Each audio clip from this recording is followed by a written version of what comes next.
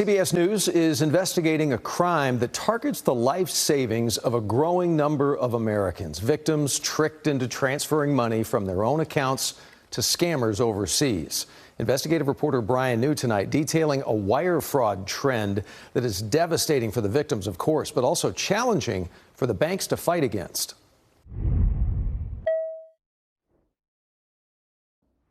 The second she hung up the phone, 71-year-old Phyllis Lopez knew she had been scammed. And all I can say is I was dumb that morning because it just went right over my head.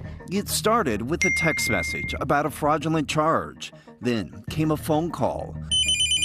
The caller ID read Chase Bank. The caller claimed to be a bank representative and told Lopez her savings account had been hacked. To protect her money, she needed to wire all $3,500 she had in it to a new account. And I believed everything he was telling me. And then right before he hung up, he goes, "Okay, then Ms. Lopez, And then he said, "Ha," like he was done with me.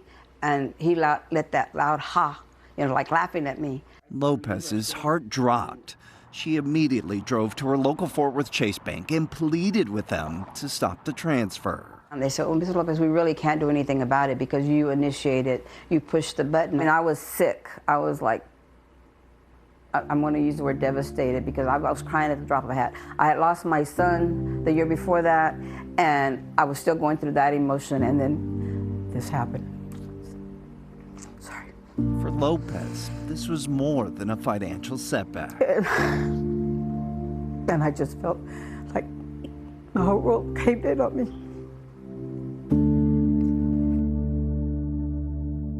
It's heartbreaking. I've had constituents that have talked about how they've lost their life savings, all in a matter of 24, 48 hours, and it's just devastating. 7 years ago, Texas Senator Tam Parker authored and helped pass the bill giving Texas bankers the power to freeze a bank account when they suspect the owner is a victim of a scam. Since the law went into effect, there's been a significant increase in reports to Adult Protective Services from financial institutions. Last year, Texas banks filed more than 6,000 reports. Is that an indication you believe that the law is working?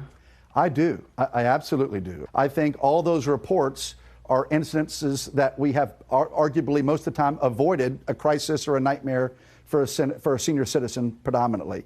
But while the new law allows banks to place temporary holds on suspicious transactions, it does not mandate these actions. My computer froze.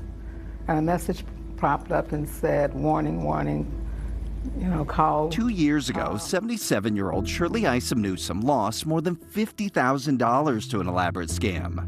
The next morning, she rushed to her local Dallas Chase branch, where a bank employee told her the wire transfer to China had been caught in time. You must have been relieved. Oh, I was relieved. Listen, we hugged. We said a prayer, we thanked God together. But a few days later, Isom Newsom says Chase changed its story, informing her the transaction had gone through. Isom Newsom sued Chase for failing to protect her. Court records show Chase contacted Isom Newsom to verify the transaction and warned it would be irreversible. However, the court also found the bank did not tell her that it had detected fraudulent behavior. The case was settled in an undisclosed agreement. And that is the tragedy of it all. If we went through this whole scenario, the greatest tragedy is that I had to file a lawsuit. I don't trust anybody. I don't even answer the phone unless I know who it is. Phyllis Lopez did not have the money to file a lawsuit, and the Texas law that was supposed to protect her did not. They say, "Well, she signed it. She put off on it. There's nothing she can do about it. That's it. Get rid of her." And that's not right. Do you think there's more that banks and financial institutions could do? Well, look, I don't think there's any question. Yes, I think there is more they can do. And I'm certainly going to ask them to do so. And there are ways that we can do so, I think, in an attractive way that we incent them to continue to do more and to be vigilant as we work together to protect all the vulnerable in our state. Chase Bank told the IT Minute statement, quote, "Ms. Lopez and Ms. Isom Newsom were victims of sophisticated scams. The best way to avoid these types of scams is to not send money to people you don't know. Now, Chase did add that if you want to make sure that you're talking to a legitimate bank representative, to go to the official bank website and call the number you find there, or pull out your bank card, find the number on the back, and give that a call. Doug? You know, some good advice. At the end of the day, though, Parker's Law, the one he authored, seemed to have helped out, obviously, but we're still talking about the crime, so clearly it's not enough. So what else can be done? Yeah, so Doug, the state legislature just recently approved additional funding to study this very matter, and Senator Tam Parker told me that he's going to look at that study and plans to file multiple bills this upcoming session aimed at not only preventing these scams, but also finding new ways to recover some of the stolen money. Banks, Doug, like Chase here, are also upping efforts to educate their customers as well as their bank tellers on warning signs and what to look out for. Yeah, these are crimes that have devastated too many people already. Brian New with the I-Team, we thank you so much.